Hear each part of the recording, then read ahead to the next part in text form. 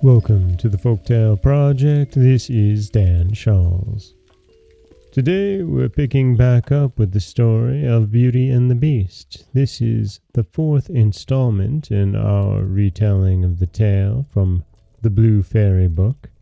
And thus far, we've met all of our players, including the Beast.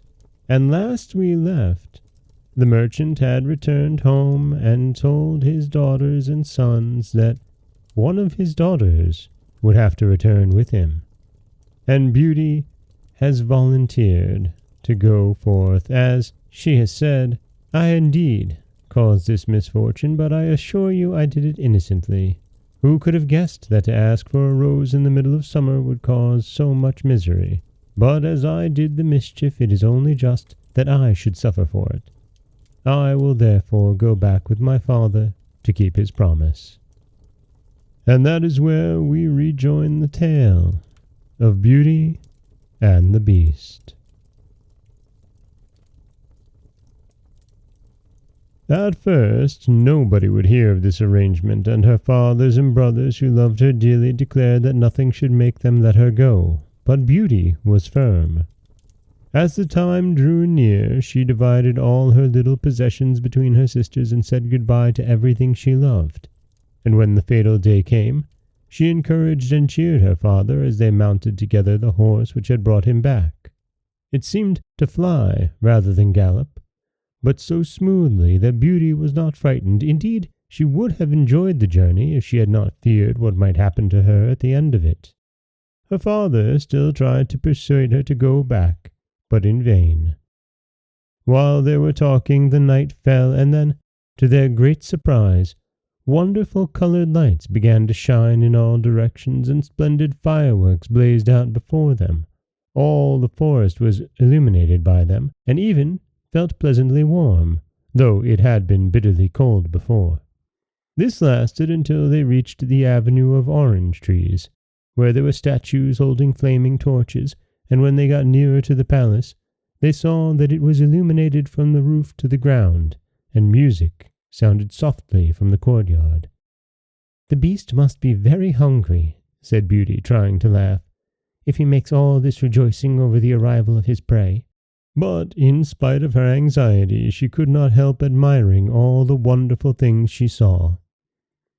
The horse stopped at the foot of the flight of steps leading to the terrace, and when they had dismounted, her father led her to the little room he had been in before, where they found a splendid fire burning, and the table daintily spread with a delicious supper. The merchant knew that this was meant for them, and Beauty, who was rather less frightened now that she had passed through so many rooms and seen nothing of the Beast, was quite willing to begin, for her long ride had made her very hungry. But they had hardly finished their meal when the noise of the Beast's footsteps was heard approaching, and Beauty clung to her father in terror, which became all the greater when she saw how frightened he was. But when the Beast really appeared, though she trembled at the sight of him, she made a great effort to hide her horror and saluted him respectfully.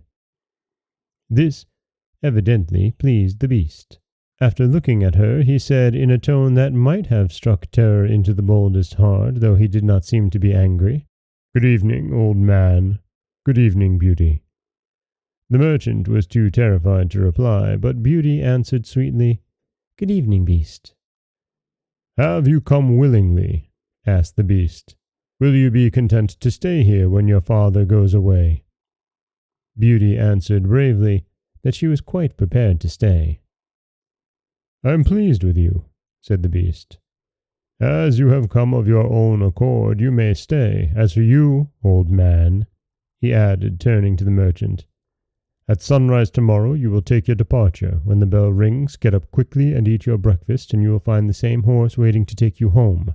But remember that you must never expect to see my palace again."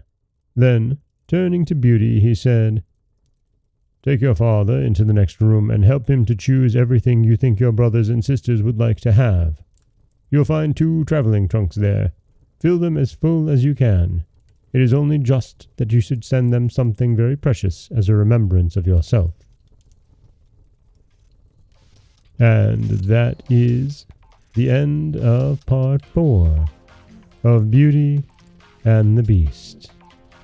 Beauty has met the Beast, and things have gone rather okay.